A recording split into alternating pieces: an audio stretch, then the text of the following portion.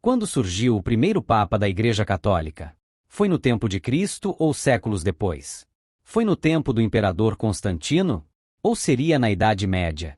Essas perguntas aparecem o tempo todo e, para respondê-las bem, precisamos separar duas coisas: a função e o nome de um cargo. Essa confusão nasce de não distinguir a função do nome do cargo. E tem algumas causas bem claras. Em primeiro lugar, a má intenção deliberada de negar a primazia de São Pedro, confrontando diretamente a vontade expressa por nosso Senhor Jesus Cristo. Em segundo lugar, essa confusão nasce de uma má formação filosófica, que trata as palavras como se fossem a própria realidade funcional. Esse erro é típico da corrente nominalista, que exerceu forte influência sobre Lutero. O nominalismo separa nome e essência, como se a realidade só passasse a existir quando recebe um rótulo. Em terceiro lugar, essa confusão revela também uma má formação em metodologia sociológica. Quem olha a história apenas pela superfície não consegue reconhecer uma mesma instituição social quando ela aparece sob diferentes nomes em épocas distintas. Uma função pode atravessar séculos com títulos variados, sem perder sua essência. Por último, essa confusão se deve a um desconhecimento histórico quase absoluto sobre o que realmente era a Igreja nos primeiros séculos. Muitos falam sem nunca ter estudado as fontes patrísticas, os testemunhos dos mártires ou a sucessão dos bispos. Mas, vamos esclarecer tudo isso começando com um exemplo de fácil compreensão. Pense primeiro nas empresas comerciais. Durante décadas, todo mundo falava em presidente ou diretor-geral. A função sempre existiu, alguém no topo, que decide os rumos e responde pelo todo. Muito mais tarde, especialmente depois da década de 1970, a sigla em inglês CEO se popularizou. A partir desse momento, já não chamam mais de presidente da empresa, mas sim CEO da empresa. E o que isso quer dizer? Que a função de comando nasceu apenas nos anos 70? De modo nenhum. A função já existia, apenas o nome mudou e se consolidou. A função de um diretor-geral sempre esteve presente em qualquer empresa. Essa mesma analogia acontece com a palavra Papa, e vamos explicar em detalhes. Primeiro, a função. Entre os anos 30 e 33 d.C., Jesus disse a Simão: Tu és Pedro, e sobre esta pedra edificarei a minha igreja. Nesse momento, Cristo instituiu Pedro como fundamento visível da unidade e chefe dos apóstolos. Portanto, quando alguém pergunta em que ano surgiu o primeiro Papa, como função, a resposta aponta para esse período, entre 30 e 33 d.C.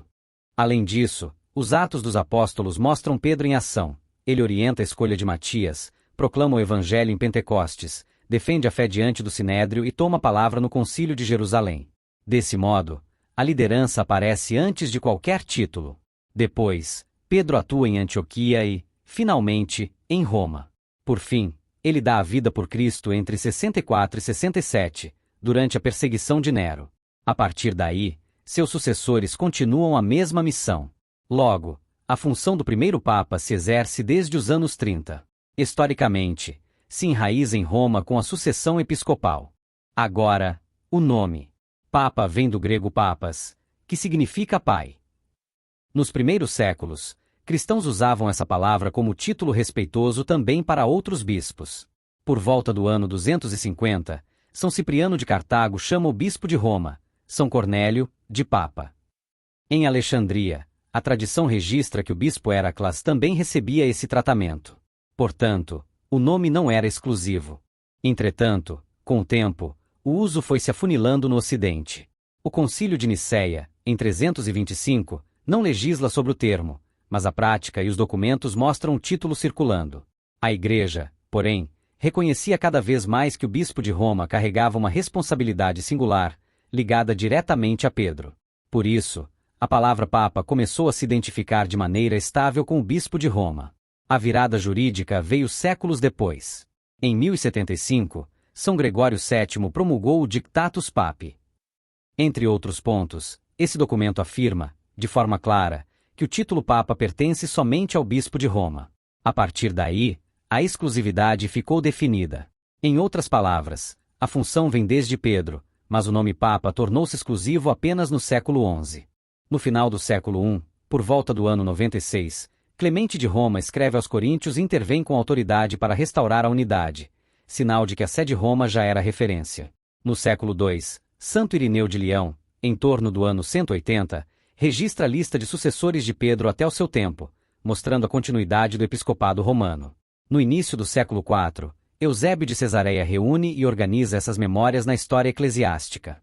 E, no final do mesmo século, São Jerônimo reafirma que Pedro ocupou primeiro a cátedra de Roma.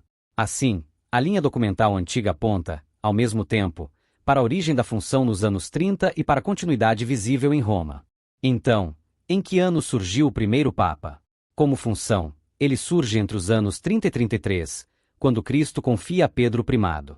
Como exercício em Roma, ele se consolida com o martírio de Pedro entre 64 e 67 e com a sucessão que vem em seguida.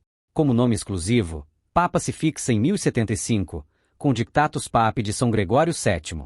Portanto, assim como nas empresas o título si, i, ou, não criou a função de comando, mas apenas a nomeou de forma moderna, também na Igreja o nome Papa não criou o primado.